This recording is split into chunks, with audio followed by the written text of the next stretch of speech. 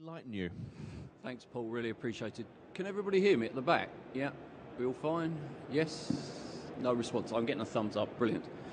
As Paul's mentioned, what I'm unashamedly going to do today is really give you the view from the consumer, from the customer.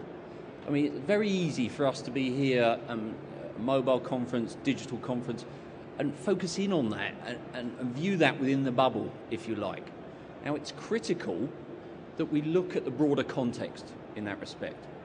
And it's no accident that on the right-hand side, we've got a visual there of the busy shopper. I was going to say this is us after the conference going out, but of course I've picked the one day where it's the most pleasant, warm day. I think spring is officially with us. So, if you like, it's critical that we join that up. We look at the overall ecosystem, the digital and the non-digital side as a whole. Paul's already alluded to this. It's important that I just state where I come from, what my heritage is and what our organisation's all about. Yes, we are a full-service research agency. Therefore, our interest and also my passion is understanding what the customer's about. You know, in terms of usage behaviours, in terms of purchase behaviours, motivations and barriers to purchase. How can we get those triggers going? And then we see it mobile primarily as an additional channel that's come along. And that's had a major impact on how we are perceiving services, and using goods. As well as that, over the years, spent a hell of a lot of time within the retail channels through from QSR outlets through to the major multiples. So it's interesting once again drawing all of that together, and hopefully we can really tease out some insights and illumination. You're probably thinking, well, I've already seen this slide, there's nothing new on that. This is almost just a reminder from my perspective to say that a lot of the data that we draw upon within this session today is from our tracker exercise, something we called M-Track there.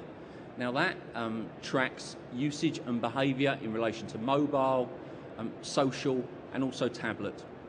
And it's a UK active user base, which are effectively everybody who owns a mobile and regularly uses it and uses the internet.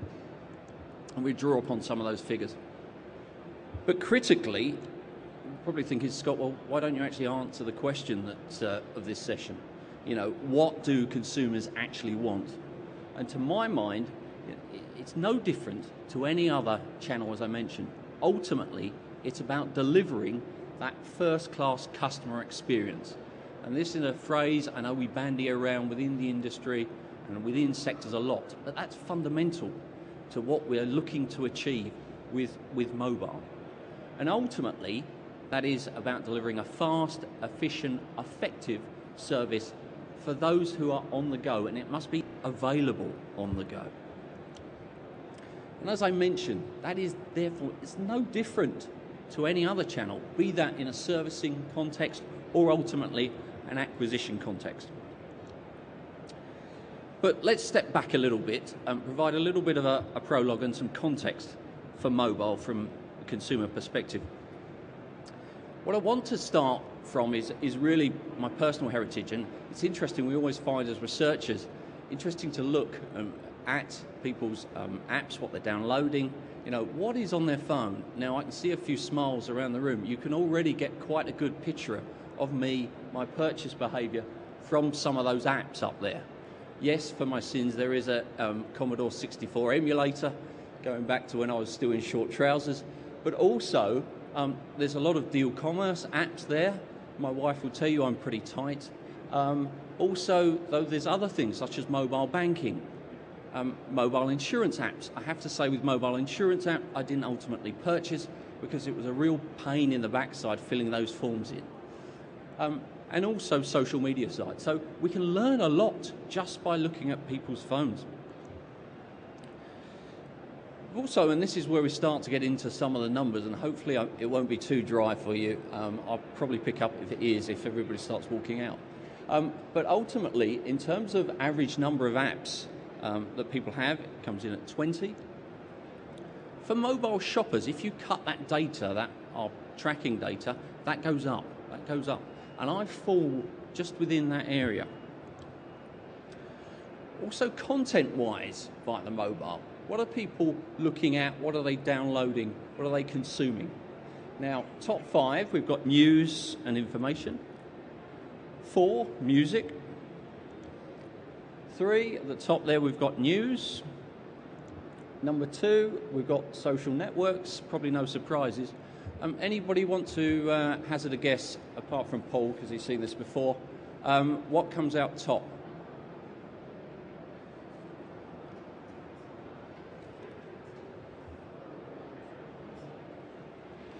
Research, no.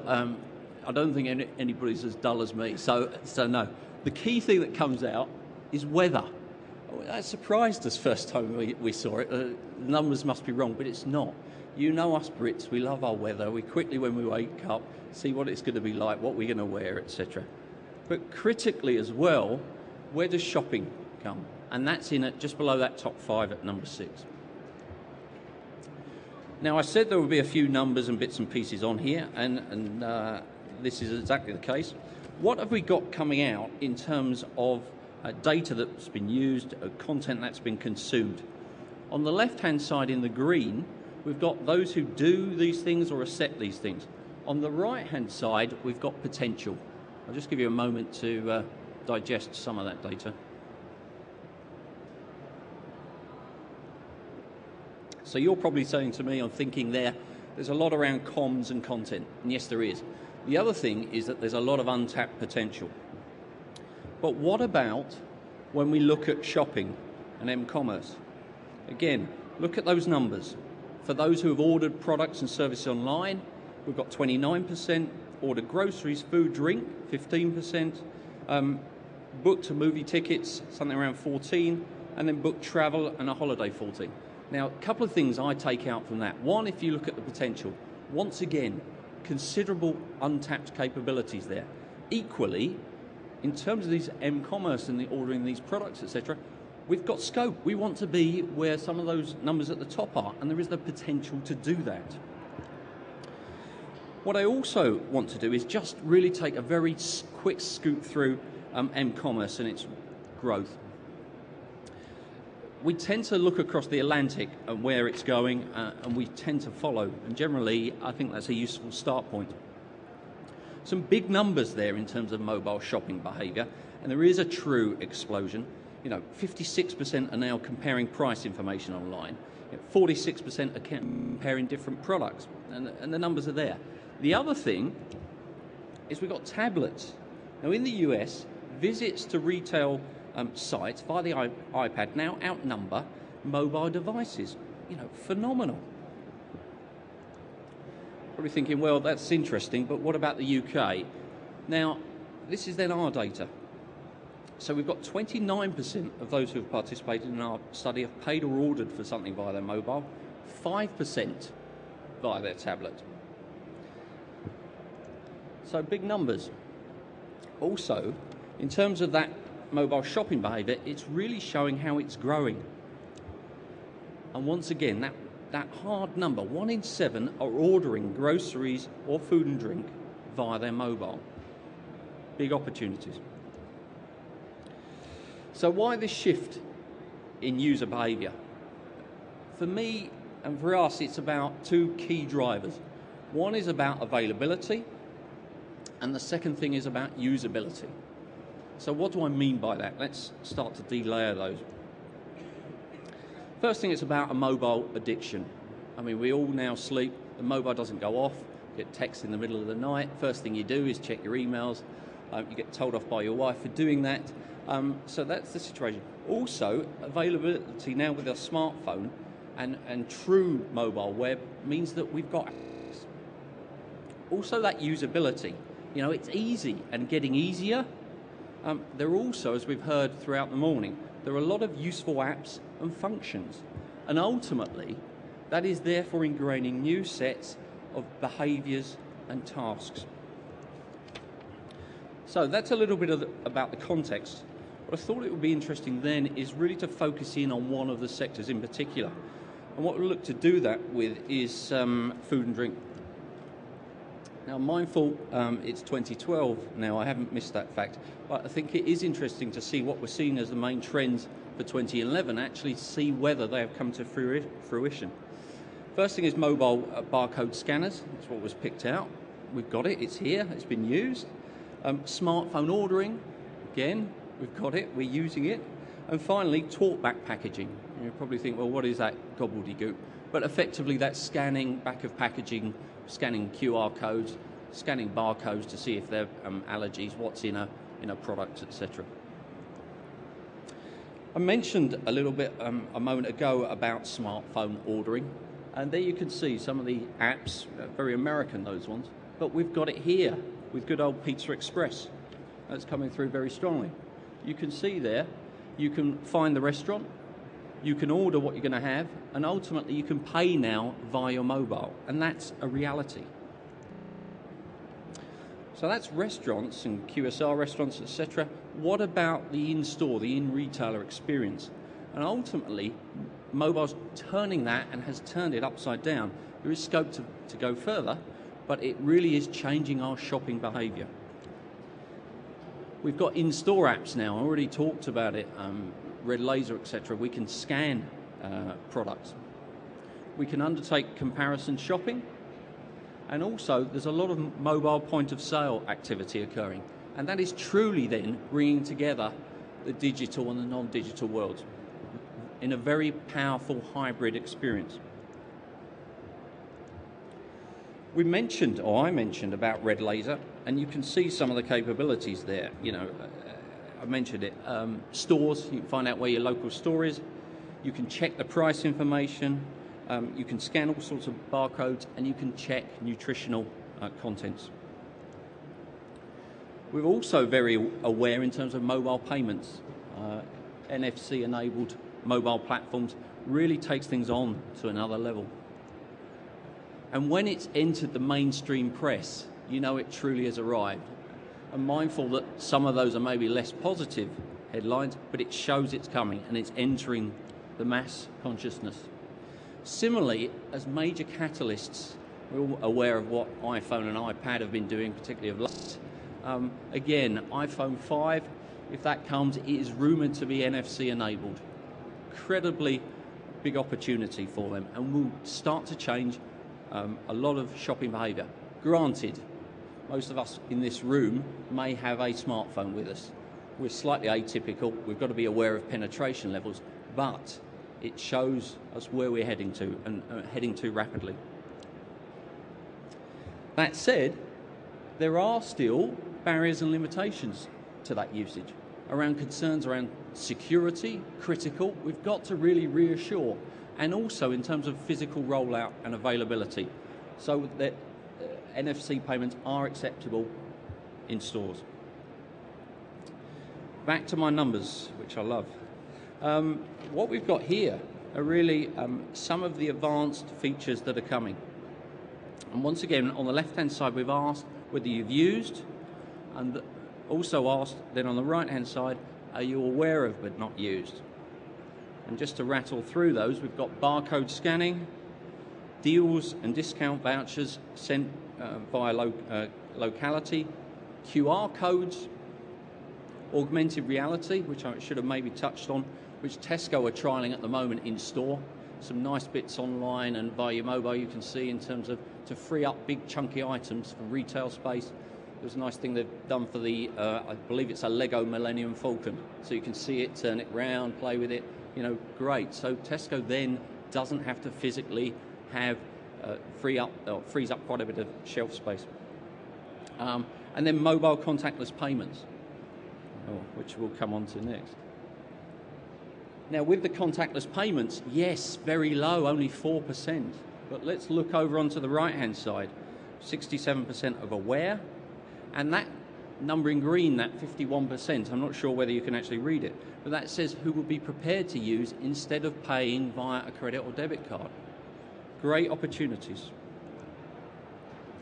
The final thing, in terms of opportunities-wise, is also around deal commerce and how mobile can really drive that forward, because it's highly relevant in relation to the mobile platform, because it delivers relevance in terms of time and place, it delivers that relevance in terms of interests, and it can also deliver that relevance in terms of value.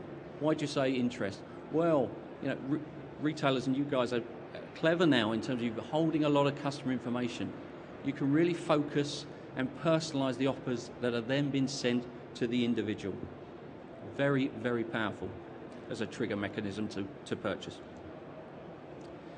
That said, some of these things are coming, but the opportunities are still considerable. What we looked here was just amongst retail and food and drink companies, asked them what the level of association was with mobile.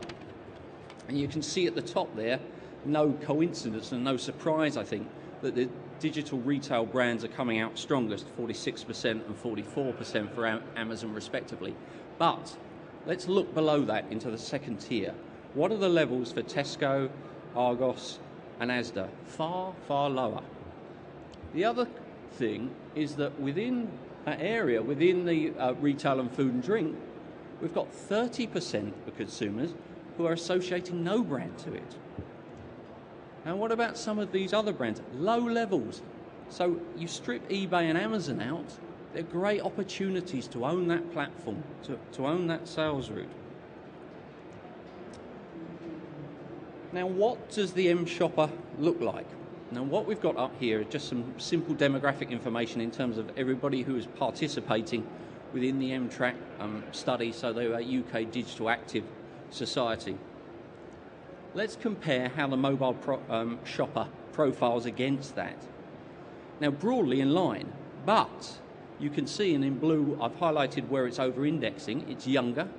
You're probably sitting in there saying, well, okay, no great surprises. The really interesting thing for me, though, is around gender. It's pretty much gender neutral in terms of the mobile shopper. And we within the office just, again, thought tech, you know, it's going to have a major male skew. That has started to flatten. Yes, there is a male level of over-indexing in certain categories, such as gaming and gambling, but within shopping, it is far flatter. Mobile is becoming an integrated tool for everybody. It's also worth, I think, looking at some of the advantages of the mobile channel as perceived across the different consumers. You can see, and at the top, these are responses that have come out. 65% of those buying via mobile see its benefit because you can use it on the go, it's convenient, I can do it in my own time. It's putting the shopper, the individual, in control. And a few just general, not our work, but tags, just tick list if you like, ideally for what an ideal shopping ad should entail. I think this morning and later you'll have far more greater direction in relation to that, so I won't harp on too much about that. That said, those are some of the opportunities. I mentioned at the top of the session, it's all about customer experience. I mean, ultimately, that's a bit fuzzy, really. And there's some really hard numbers that illustrate that. And this is a study which was published in eConsultancy. But I think the numbers are really, really compelling. If you look in that chart, that bar on the hard right-hand side, and that is about looking at the purchase channel and the quality of the customer experience. Now, only 8%, oh, I can't even read it now, only 9% stated that was good. Look at that versus the other channels. We've got a hell of a way to go. And critically, there are other things in the news this week. You know, we can see there from Net Imperative, top 10 UK retailers failing to accommodate the mobile shopper. And something else from TUI, which is interesting for me, talking about mobile and personalisation to be focusing on. Now that thing is critical. Personalising the offer to the individual. Incredibly powerful, but we've got a hell of a way to go. And these are therefore some of the barriers that need to be overcome. Yes, we've got functional issues around small screen. We've got lack and loss of connectivity. and that security concerns. Those are the major ones. There's a panic amongst consumers. We see it when we speak to them, or what happens? I'm part of the way through the purchase process, I've lost my connectivity. Has the money come out? Oh, panic. That is a major barrier that can be overcome through comms, through reassurance, but critical.